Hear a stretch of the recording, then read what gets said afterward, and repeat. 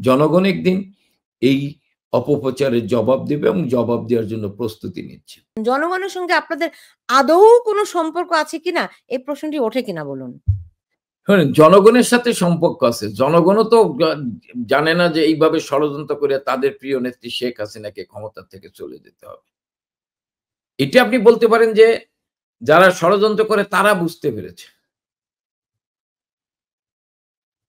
আমরা তো ষড়যন্ত্রের সাথেই জড়িত না। আমরা বুঝবো যে আমরা মনে করি জনগণ আমাদের সাথে আছে, আমরা পারবো। হ্যাঁ, এইটা ধরেন বাংলাদেশে আমরা ১৫ বছর রাষ্ট্রীয় ক্ষমতায় ছিলাম। জননেত্রী শেখ হাসিনার নির্দেশে মানুষের দুঃখ কষ্ট, আমাদের অনেকের আচরণের কারণে মানুষের ভিতরে ক্ষোভ বিক্ষোভ ছিল। কিন্তু জনগণ চাইছে বঙ্গবন্ধুর তনয় সরকার প্রধান হিসেবে দেশ পরিচালনা করুক। আমি তো যেটা বললাম সেই ক্ষেত্রে জনগণও এটা বুঝতে পারেনি যে তাদেরকে সামনে রেখে আজকে এই ষড়যন্ত্রকারীরা তাদের প্রিয় নেত্রী শেখ হাসিনাকে ক্ষমতা থেকে উৎখাত করবে। ক্ষমতা থেকে তো শুধু উৎখাত না, এগুলিতে এখন তো আমরা সবাই এটা মোটামুটি নিশ্চিত যে ওই মূল উদ্দেশ্য ছিল শুধুমাত্র আওয়ামী লীগকে ক্ষমতাচ্যুত করা নয়, শেখ হাসিনাকে নির্মমভাবে হত্যা করার পরিকল্পনা তাদের ছিল। এই বিষয়গুলো শেখ হাসিনা এখন কিভাবে দেখছেন? আপনাদের সঙ্গে এই বিষয়ে কোনো কথা হয়েছে? এটা তো বঙ্গবন্ধু তনয় শেখ হাসিনা তো বলেন যে আমার তো জীবনটাই হচ্ছে বারবার আমাকে হত্যা করার চেষ্টা করা হয়েছে। উনি তো ২০০৪ সালের ২১ আগস্ট আপনি জানেন। আল্লাহ রক্ষা করেছেন। একটা গ্রেনেড যদি ট্রাকের উপর পড়তো, তাহলে জননেত্রী শেখ হাসিনা আওয়ামী লীগের ১ম শ্রেণীর নেতারা কেউ বাঁচত না। আল্লাহ রক্ষা করছে। ১/১১ র সময় তাকে গ্রেফতার করে সোলো পয়জন দিয়ে হত্যা করার চেষ্টা করেছে। আল্লাহ রক্ষা করেছে। এরকম অনেকবার তার উপরে হামলা হয়েছে বিএনপির সময় এরশাদ সাহেবের উপরে তার উপরে হামলা হয়েছে তাকে হত্যা করার জন্য। আল্লাহ রক্ষা করেছে। উনি বলেন যে আমার জীবন তো হ্যাঁ, যেকোনো সময় আমাকে হত্যা করতে পারে। উনি এই ঝড় ঝঞ্ঝা জীবনের রিস্ক নিয়ে উনি দেশটাকে এগিয়ে নিয়ে যেতে চায়। উনি তো দেশের জন্য কাজ করেছেন। আজকে উনার পরিবারের নামে মিথ্যা তথ্য, মিথ্যা অপপ্রচার করা হচ্ছে। উনার নামে অপপ্রচার করা হচ্ছে। উনার ছোট বোনের নামে অপপ্রচার করা হচ্ছে। জনগণ একদিন এই অপপ্রচারের জবাব দেবে এবং জবাব দেওয়ার জন্য প্রস্তুতি নিচ্ছে। জি, দেখুন আপনারা তো রাজনীতি করেন, আমি তো রাজনীতি করি না, হ্যাঁ? কিন্তু যেদিন আবু সাঈদের মৃত্যু হলো, সেদিনই কি বোঝা যায়নি যে সরকারের পতন হবে? না, আবু সাঈদের হত্যাকাণ্ডের ভিতর আমি দিয়ে কিন্তু বলেছিলাম, আমি কিন্তু সেদিনই বলেছিলাম, আমার লেখাও আছে যে এইটা একটা গণ অভ্যুত্থানের সিম্পটম। এটা নূর হোসেন এরকম মোমেন্টাম তৈরি করেছিলেন, আসাদ এরকম মোমেন্টাম তৈরি করেছিলেন। তো আপনারা যারা রাজনীতি করেন, আপনাদের কাছে মনে হয় না যে এটা একটা সিম্পটম? না, এটা একটা ষড়যন্ত্রের বই এটা আমরা বুঝতে পেরেছিলাম যে আমাদের মানে বিরুদ্ধে মানুষকে খেপিয়ে তোলার জন্য এইটা একটা ধরেন ষড়যন্ত্র আবু সাইদকে এবং সঙ্গে সঙ্গে নেত্রী কিন্তু এই ব্যাপারে অ্যাড্রেসও করেছিলেন। আবু সাইদের পরিবারকে ডেকে এনে আবু সাইদের মৃত্যুতে উনি শোক জানিয়েছেন এবং বলেছেন বিচার বিভাগে তদন্ত করা হবে। সঙ্গে সঙ্গে কিন্তু উনি বলেছেন আমরাও বুঝেছি যে এটা একটা ষড়যন্ত্র। কিন্তু ধরেন এই আপনারা কিন্তু আগে বাড়তে পারেন। মানে একটু ঘুরে দেখা থাকে না? আমরা তাৎক্ষণিকভাবে আমাদের অনেক কিছু বোধে আসে না। ধীরে, ধীরে ধরেন আপনি বলছেন যে অনেকেই এখন বুঝতে পারছে যে এটা একটা ভুল ছিল, এটা একটা ষড়যন্ত্র ছিল। ওকে, সময়ের সঙ্গে, সঙ্গে মানুষের কিছু রিয়ালাইজেশন আসে। কিন্তু আপনারা এই কথাগুলো ১ বছর আগেও বলেছেন, এখনো একই কথা বলছেন। ১ বছরের মধ্যে কোনো কিছু বদলায়নি আপনাদের। কোনটা ১ বছর আগে কি বলছি একটু এই যে, বলেন? যে এটা একটা ষড়যন্ত্র ছিল। এটা মানুষকে বিভ্রান্ত করা হয়েছে। শেখ হাসিনা ব্যবস্থা নিয়েছিলেন। তিনি শোক পালন করেছিলেন। মানে মানুষ কি গ্রহণ করেছিল? এই প্রশ্নটি আপনাদের জাগে কিনা? না, আমি মানুষ তখন গ্রহণ করেনি। আমি তো বললাম তখন মিথ্যা তথ্য বিভ্রান্তি করা হয়েছিল। যেটা প্রফেসর এম এ আকাশ বলেছেন। যে জুলাই গণ অভ্যুত্থানে কিন্তু প্রফেসর এম এ আকাশদেরও একটা সমর্থন ছিল। কিন্তু এটি গণ অভ্যুত্থান না। ওটা যে গণ ষড়যন্ত্র ছিল। এটি কিন্তু পরবর্তীতে এম এ আকাশ বলেছেন। তিনি কিন্তু বুঝতে পারেননি। জি, আপনি আমাকে বলুন এখানে আমার দর্শকরা একজন মন্তব্য করেছেন যে ভারতের প্রখ্যাত সাংবাদিক গৌতম লাহিড়ী একটি টক শোতে তিনি বলেছেন যে শেখ হাসিনা এবছরই দেশে ফিরবেন। তো আমার এই দর্শক জানতে চাচ্ছেন যে তার এই লাহিড়ীর এই কথার সত্যটা কতটুকু? এটি তো ধরেন বঙ্গবন্ধুর তা নয়তো যেকোনো মুহূর্তে দেশে যাওয়ার জন্য প্রস্তুত। এবং আমরা সেইভাবেই দলকে সুসংগঠিত করছি এবং মানুষকে ঐক্যবদ্ধ করব। জননেত্রী শেখ হাসিনা যেকোনো মুহূর্তে জনগণ তাকে যেমন ৮১ সালে জনগণ তাকে নিয়ে গিয়েছে, আমি মনে করি জনগণ জননেত্রী শেখ হাসিনাকে নিয়ে যাবে। এবং যে সরকার জননেত্রী শেখ হাসিনার বিরুদ্ধে যে অপপ্রচার করে মানুষকে খেপিয়ে তুলেছিল, আজকে সেই মানুষই বলছেন শেখ হাসিনাই ভালো ছিলেন। এই মানুষ আজকে ধীরে, ধীরে ঘুরে দাঁড়ানোর মতো এই মানুষই একদিন এই অপশক্তির বিরুদ্ধে প্রতিরোধ গড়ে তুলবে এবং তাদের প্রিয় নেত্রীকে, এবং সেদিন সময় বেশি দিন না। আমাদের কত বাংলাদেশের মানুষকে কত স্বপ্ন দেখানো, সেই স্বপ্ন তো আজকে কোথায় চলে গেছে? সেই শেখ স্বপ্ন হাসিনা কি আজকে আপনাদেরকে কিছু বলেছেন যে তিনি কবে আসতে পারেন? কিংবা আপনাদের কোন রকম কোন পরিকল্পনা এরকম কিছু আছে কিনা?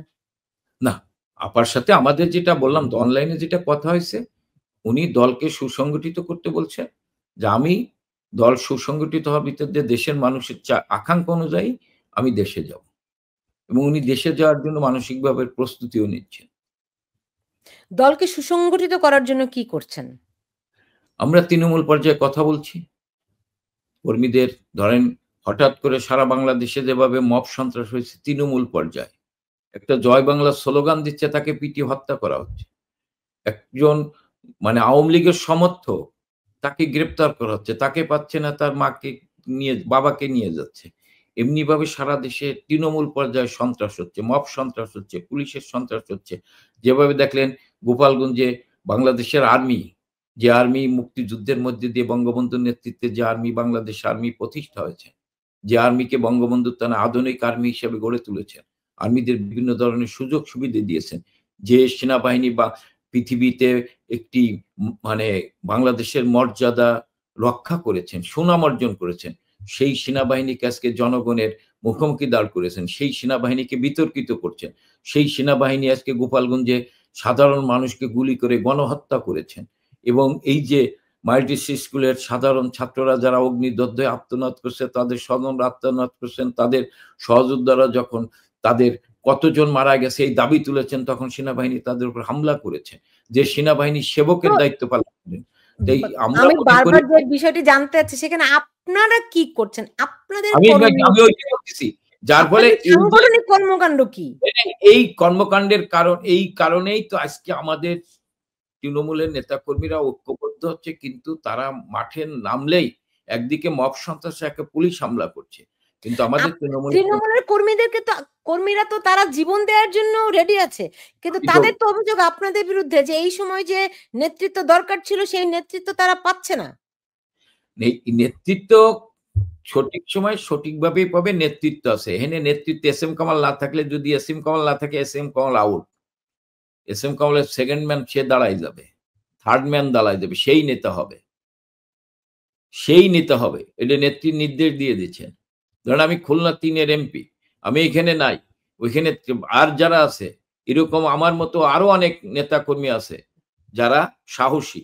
তাদের নেতৃত্বে নেতাকর্মী দাঁড়ায় যাবে। আমাদের কাজ হচ্ছে জননেত্রী শেখ হাসিনার নির্দেশনা, তিনি যে দিক নির্দেশনা দিয়েছেন তৃণমূলের কর্মীদের সাথে যোগাযোগ করে তাদের ঐক্যবদ্ধ করা।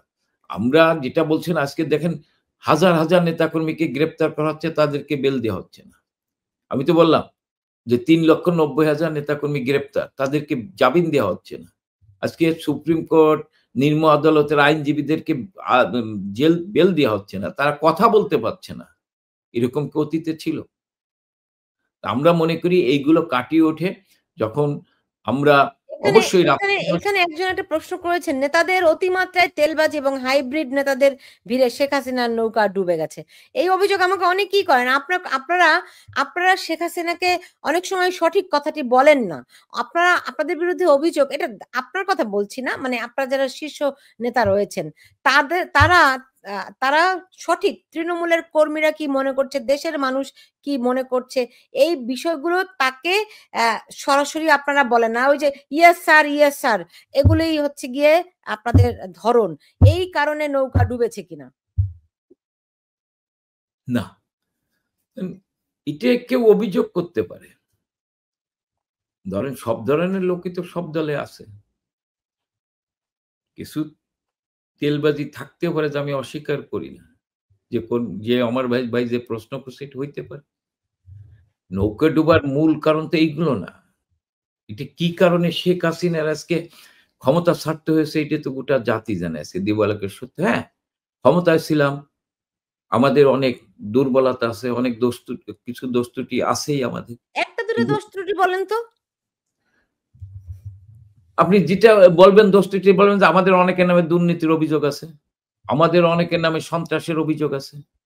আমি কারো নাম বলতে চাই না। আমাদের অনেকের নামে ধরেন মানে কি কয়, তার বক্তব্যের ভিত্তিতে দলের ভাবমূর্তি ক্ষুণ্ণ হইছে। আমাদের অনেকের নামে বিভিন্ন পত্র-পত্রিকায় লেখা হইছে। এই কারণে দলের ভাবমূর্তি ক্ষুণ্ণ হইছে। আমাদের অনেক এমপি, মন্ত্রী, অনেক দলীয় নেতা, তাদের নামে পত্র-পত্রিকায় বিভিন্ন লেখা হইছে। সেই লেখার মধ্যে দিয়ে সাধারণ মানুষের একটা অনীহা তৈরি হইছে। ধরেন আমি এক এলাকার এমপি, আমার নামে তো কোথাও লেখা হইছে যে আমি সন্ত্রাসী করছি, আমি চাঁদাবাজি করছি। আপনার নামে সবচেয়ে বড় অভিযোগ হচ্ছে যে আপনি পদ বাণিজ্য করেছেন। এটা আমি চ্যালেঞ্জ করলাম। বাংলাদেশে নর্থ বেঙ্গলে যতগুলো কমিটি হইছে, কোথাও ভোটে হইছে এবং কোথাও আমি নির্দেশনা নিয়ে কমিটি করেছি। এবং আপনি একটা জিনিস মনে রাখবেন, জেলা কমিটিগুলো হয়, হ্যাঁ? এটা হচ্ছে জেলার প্রেসিডেন্ট, সেক্রেটারি মিলে পূর্ণাঙ্গ কমিটি করে। কোন জেলার প্রেসিডেন্ট, সেক্রেটারি যদি বলতে পারে যে আমি এস এম কামাল কারো পক্ষে সুপারিশ করছি, আমি আজকে রাজনীতি থেকে রিজাইন দিয়ে দেব। এটি এরা করে। হ্যাঁ, যখন বাদ পড়ে তখন বলে যে এটা সাংগঠনিক সম্পর্কের দায়িত্ব। এখানে আমাদের একটা টিম আছে। একজন প্রেসিডেন্ট মেম্বার, একজন জয়েন্ট সেক্রেটারি, একজন সাংগঠনিক, আরো মেম্বার মিলে আমরা এর তদারকি করি।